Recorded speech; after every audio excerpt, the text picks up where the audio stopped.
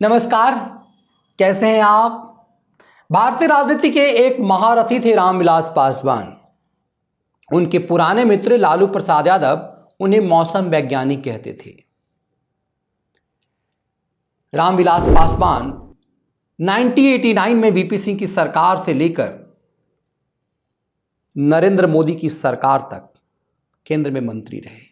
हर सरकार में मंत्री रहे और उनका 12 जनपद का जो सरकारी कोठी है वो 89 से लेकर हाल के दिनों तक रामविलास पासवान के कब्जे में था, भले ही सरकार किसी की भी रही हो। लेकिन रामविलास पासवान से वो कोठी छीन ली गई। चिराग पासवान उनके पुत्र हैं। उन्होंने दूसरों की तरह इस बात के लिए कोई रोना नहीं रोया। जिस तरह से अजित सिंह के पुत्र जयंत चौधरी या फिर चरण सिंह के पुत्र अजित सिंह रोते रहे, जिस तरह से कोर्ट की सजा के बाद सरकारी मकान छीने जाने पर विक्टिम कार्ड राहुल गांधी खेलने लगे। कायदे से तो राहुल गांधी को सरकारी कोठी लेनी भी नहीं चाहिए, जैसे रामविलास पासवान के पुत्र चिराग ने नहीं लिया। चिराग ने एक मिसाल कायम किया। वो मेंबर पार्लियामेंट रहते हुए भी पिता के साथ सरकारी कोठी में रहते थे। लेकिन राहुल गांधी की मम्मी विधवा हैं और देश की सबसे बड़ी कोठी में वो विराजमान हैं। फिर भी राहुल गैर शादीशुदा होते हुए भी एक अलग कोठी में मौज ले रहे थे। और जब अदालत के आदेश से उनसे वो मकान छीना गया तो विक्टिम कार्ड खेलने लगे। चिराग ने ऐसा कोई विक्टिम कार्ड नहीं खेला, जबकि राजनीति में आम बात है। इस चिराग पासवान के पिता ने एक पार्टी बनाई। उस पार्टी की विरासत आमतौर पे जो परंपरा है परिवारवादी क्षेत्रीय छत्रपों में, वो पुत्र को सौंपी जाती है।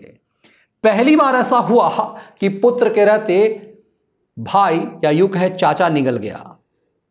रामविलास पासवान के सामने जिन भाइयों की बोलती बंद होती थी, जो मुंह से बकार जिनका नहीं निकलता था, उन लोगों ने भाई के मौत होते ही चिराग पासवान से विरासत छीन लिया, पार्टी पर कब्जा कर लिया। केंद्र में रामविलास पासवान की पार्टी लोक जनशक्ति पार्टी एनडीए का हिस्सा थी और चिराग पासवान को लोक जनशक्ति पार्टी से बाहर कर दिया गया और उन्होंने नई पार्टी बनानी पड़ी, लोक जनशक्ति पार्टी रामविलास। चिराग ने उफ तक भी नहीं किया। वो लगातार नरेंद्र मोदी को हनुमान बताते रहे, हनुमान खुद को बताते रहे। यह एक तरह से चिराग के साथ छलावा था केंद्र सरकार का भी, कि उनकी पार्टी टूटी। कायदे से पिता के जगह पे मंत्री उन्हें होना चाहिए, उनके चाचा बन गए। ये सब कुछ होने के बाद भी चिराग ने कभी कोई कोहराम नहीं बचाया। चिराग अपने पिता के व्यवहार से अलग हटते हुए अपने उस सौतेली मां को अपनाया, जिन्हें उनके पिता ने 3 दशक से ज्यादा समय तक छोड़ रखा था। स्वजातीय शादी रामविलास पासवान ने की, लेकिन जब उनका करियर चमकने लगा, एक एयर होस्टेस से उन्हें प्रेम हुआ और पंजाब की एक महिला से उन्होंने शादी कर ली। बिहार में कई बार ये बातें उठी कि गैर पासवान जाति से उन्होंने शादी की और पासवानों की राजनीति करते हैं। दरअसल रामविलास पासवान की पूरी राजनीति जातिवाद की रही। चिराग उनके पुत्र हैं, फिल्मों में करियर अपनाया, सफल नहीं हुए, राजनीति में आए और चिराग रामविलास पासवान के बड़े भरोसेमंद थे। कहते हैं सोनिया गांधी ने जब उन्हें भाव नहीं दिया तो ये चिराग पासवान ही थे जिन्होंने अमित शाह के घर डोरे डाले और फिर पिता को अमित शाह से मिलवाया। कांग्रेस में अपमान झेल रहे पापा को भाजपा में सम्मान दिलवाया। रामविलास पासवान मोदी और शाह के टोली में आने से हिचक रहे थे। वो चिराग पासवान ही था जिन्होंने वक्त को भांपते हुए पिता को फिर से मंत्री बनाया, जो पारंपरिक रूप से मंत्री थे। लेकिन इस चिराग पासवान में इतना सब्र कैसे है? जिस बिहार में हर नेता बिना जातिवाद के छलावे के बिना नहीं रहता, चिराग जातिवाद का विरोध करते हैं। चिराग बिहार के पहले नेता हैं जो बिहार फर्स्ट की बात कर रहे हैं। बिहार के लिए ये अनोखी बात है। बिहार में जातिवाद के बिना राजनीति करना बहुत मुश्किल है, और जिनके पिता की पूरी राजनीति ही जातिवाद पर रही, वो बिहार फर्स्ट, बिहारी फर्स्ट का नारा दे रहा है।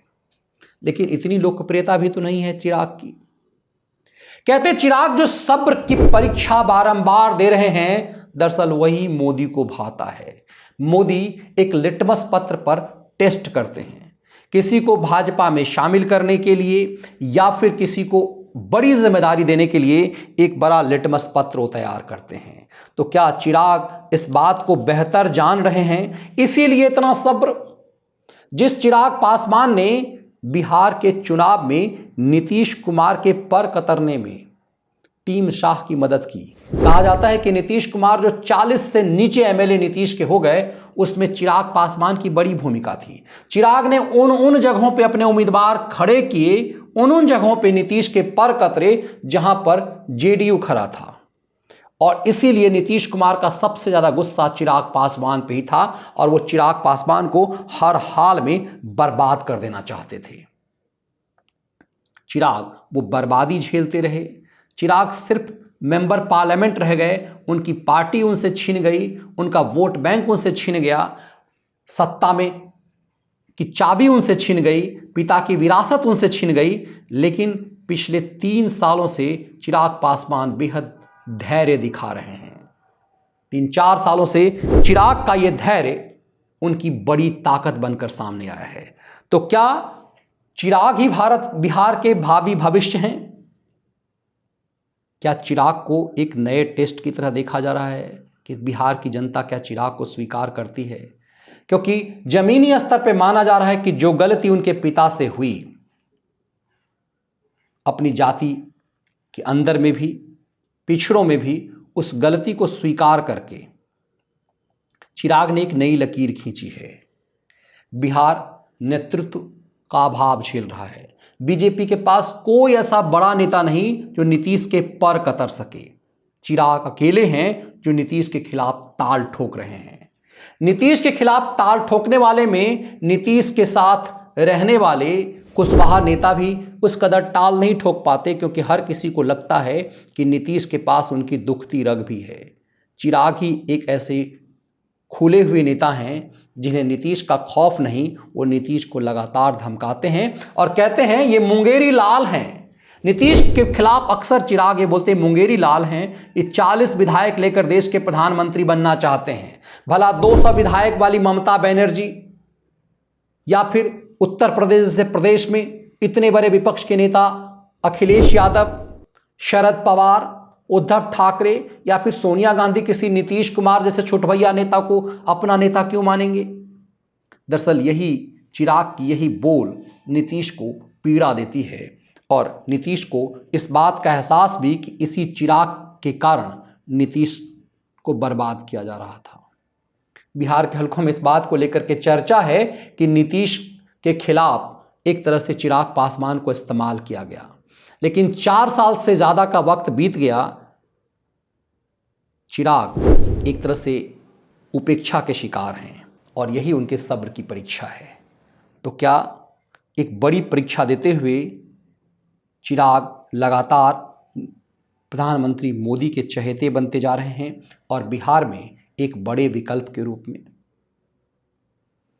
आने वाले लोकसभा चुनाव तक ये रणनीति कैसी होगी? लेकिन इतना तय है कि नीतीश को यदि आज दिन में भी कोई डरा रहा है, सपने भयावह दिखा रहा है, तो चिराग पासवान है। चिराग क्या बिहार की नई उम्मीद बन रहे हैं? जातिवादी व्यवस्था, भ्रष्टाचार और अराजकता के खिलाफ एक नए चेहरे के रूप में। आने वाला वक्त बताएगा कि चिराग की राजनीति कितनी चमक पैदा करती है। पिता की राह से आगे निकलते हुए वो कहां तक जाते हैं, और बिहार पे बदलाव के कैसे प्रतीक बनकर निकलते हैं। बहुत बहुत धन्यवाद।